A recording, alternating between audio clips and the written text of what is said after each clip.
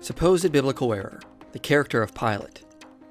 In the Gospels, Pilate is the Roman prefect over Judea when Jesus is executed, and skeptics claim he is portrayed in a neutral or positive light. For example, he finds no guilt with Jesus and wants to set him free. The Sanhedrin demand that Jesus be executed and pressure Pilate into crucifying him. The skeptics argue Pilate also seems weak and easily caves to the pressure of the Jewish leaders. However, skeptics also claim that outside of the Gospels, Pilate is portrayed as a ruthless, cruel ruler that shows no mercy for the Jewish people. Allegedly, Philo and Josephus indicate that Pilate was a brutal and violent ruler who purged insurrection ruthlessly. However, this seems to be nothing more than cherry-picking all of our sources. Reading through Josephus and Philo in context, as well as the Gospels, reveals a Pilate that coheres just fine with what we read in the Gospels. Let's start with Josephus, who records the most about Pilate.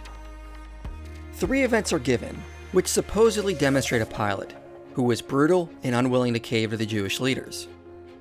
The first is that Pilate brought images of Caesar into the city of Jerusalem, which were forbidden. Josephus says he did this in order to abolish the Jewish law. Several Jews then marched to Caesarea, to Pilate's residency, and demand they be removed.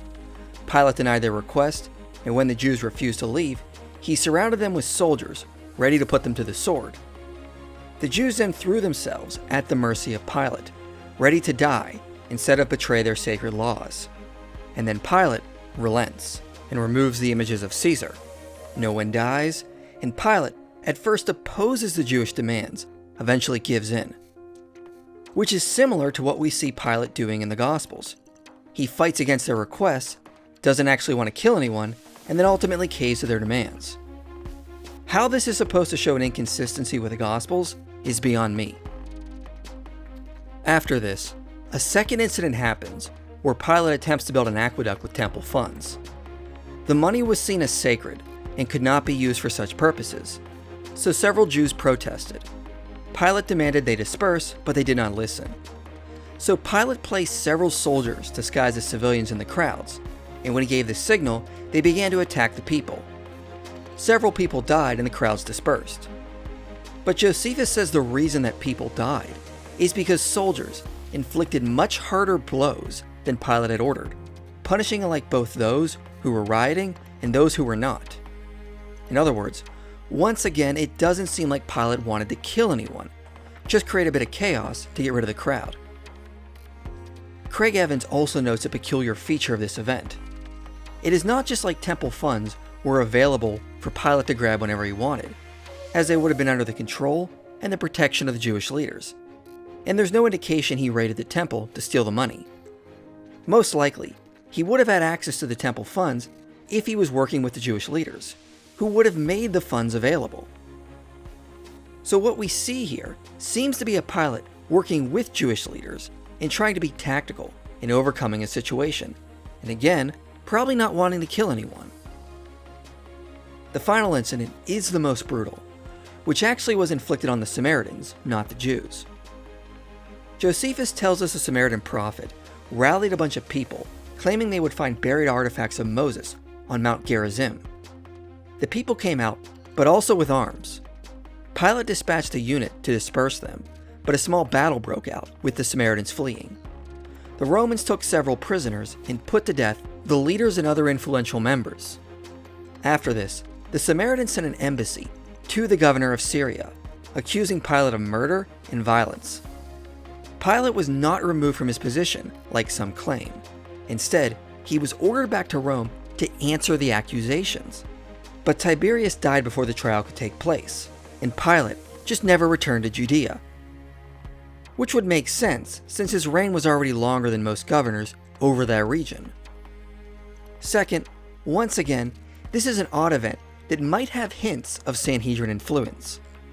Mount Gerizim used to have a Samaritan temple, which the Jews destroyed in the 2nd century BC.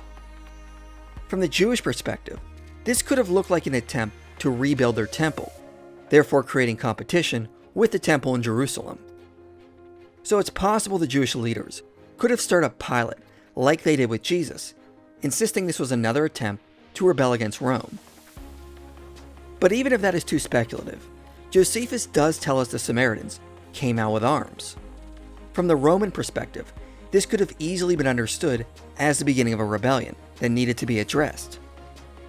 Brian McGinn points this out by comparing it to several other Jewish revolts under would-be messiahs, where several civilians would meet under a leader in the wilderness and then initiate what looked like a revolt. With this in mind, Pilate's response seems pragmatic, especially considering a battle was fought with the Samaritans. So therefore, the Pilate that Josephus tells us about doesn't at all seem inconsistent with how Pilate is portrayed in the Gospels. There are potential implications of cooperation with the Jewish leaders. He seems to want to keep bloodshed to a minimum, and he even gives in to the Jews under pressure. Plus, these are the only highlighted incidences that Josephus records during the reign of Pilate, which was about 10 years and was considered long when compared to the terms of other governors. If this is all Josephus can report on, then the rest of his reign was probably not as chaotic. Then we also see that the high priest Caiaphas, that was appointed by Pilate's predecessor, retained his office the whole time while Pilate was governor. McGinn notes this implies a peaceful time period and little strife with the Jewish leaders, which fits with the hints of cooperation during the aqueduct affair. Of course, skeptics will often rely more on the letter from Julius Agrippa and Philo that we have preserved in the writings of Philo, and they seem to record a similar but separate incident, like what happened when Pilate placed images of Caesar in the city of Jerusalem. They report that Roman shields were placed on Herod's palace, which caused the Jews to protest. Pilate refused to remove them and made excuses, and so the Jews reached out to Emperor Tiberius to remedy the situation. An angry Tiberius ordered Pilate to remove the shields, and the incident ended. First, this affair could easily have set a precedent for the Jews. If they got Tiberius to scold Pilate once, it would not be hard for them to reach out to him again to keep Pilate in check. But what skeptics highlight is the rhetoric used in the letter, which says Pilate was exceedingly angry, being at all times a man of most ferocious passions, and that he was corrupt, cruel, continually murdered people untried, etc. But McGinn notes this must be understood in context with the motives and biases of the letter. He says, Philo's story must be viewed in context for a proper understanding of the episode. It comes as part of a letter sent by Julius Agrippa to the Emperor Gaius in an attempt to persuade him not to go ahead with his sacrilegious plan to set up a statue of Zeus in the temple at Jerusalem. Agrippa tries to show how reasonable and favorably disposed towards the Jews Caligula's predecessors had been, and to that end has a rhetorical purpose in playing down the importance of the golden shields. The emperor need only consider the crisis that arose out of that trifling affair to realize what the effect of his present plan will be. He also has a rhetorical purpose in blackening Pilate to create an artistic foil for the benign Tiberius, who is being held up as a shining example for Caligula. So the letter seems to be exaggerating the character of Pilate in a negative light for specific purposes. Helen Bond agrees. In accordance with the overriding theological framework, the characters within the story tend to become stereotyped. Historically, Pilate may have been of harsh, unyielding disposition, or at least may have appeared so in the Jewish eyes.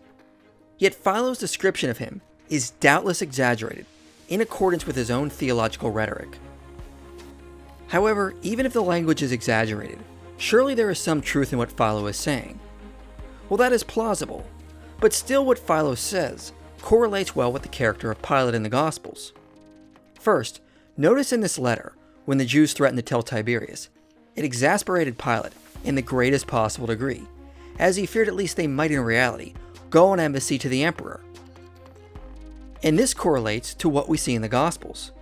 The Jews say if he doesn't condemn Jesus, he is no friend of Caesar, and that is the final straw that makes Pilate give in.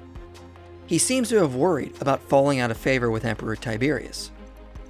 Historically speaking, at this time period, Tiberius had just uncovered a coup by someone named Sejanus, and Tiberius went after anyone connected to him.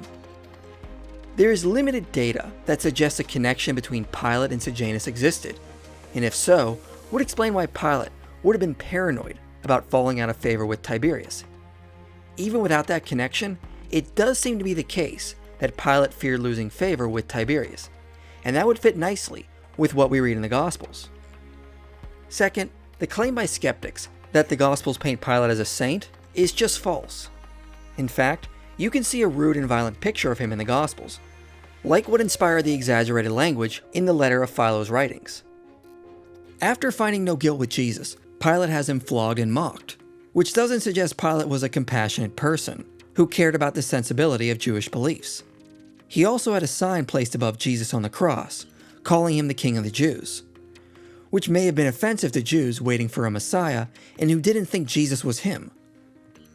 Matthew and Mark also note that Pilate was aware that the Jews were envious of Jesus. If Pilate didn't care for his Jewish subjects, why would he have wanted to do them a favor and kill Jesus? Threatening to release Jesus after they expressed hatred for him could have just upset the Jews even more. So the Gospels seem to agree that Pilate was not a compassionate ruler and lacked respect for the Jewish law. But we can also note the picture of him in all of our sources, especially Josephus, does not show he was one-track minded. What we seem to find is someone who didn't care about the Jewish law, but also someone who didn't want to lose their position as governor. So it is clear he did things that would upset the Jews, but he also didn't go too far as to upset the Jews that would make them write to Tiberius again. Like how in crucifying Jesus, he seems to be okay with mocking Jewish beliefs, but then allows the bodies to be taken down so things do not go too far and disrupt the Sabbath during the Passover week. People in general are rarely one-track minded, and we shouldn't expect Pilate to be any different. Like people in general, Pilate probably had conflicting motives and desires, like his disdain for the Jewish religion, but he also probably didn't want to go too far and upset Tiberius again. So despite the protest, how Pilate is portrayed in the Gospels is not really inconsistent with what we see in the other ancient works. In fact, when we actually read Josephus and Philo in context, it actually seems to cohere well with what the Gospels record, and only makes the Gospels seem more reliable. So when it comes to Pilate, what we read in the Gospels seems to be a reliable presentation of who he actually was.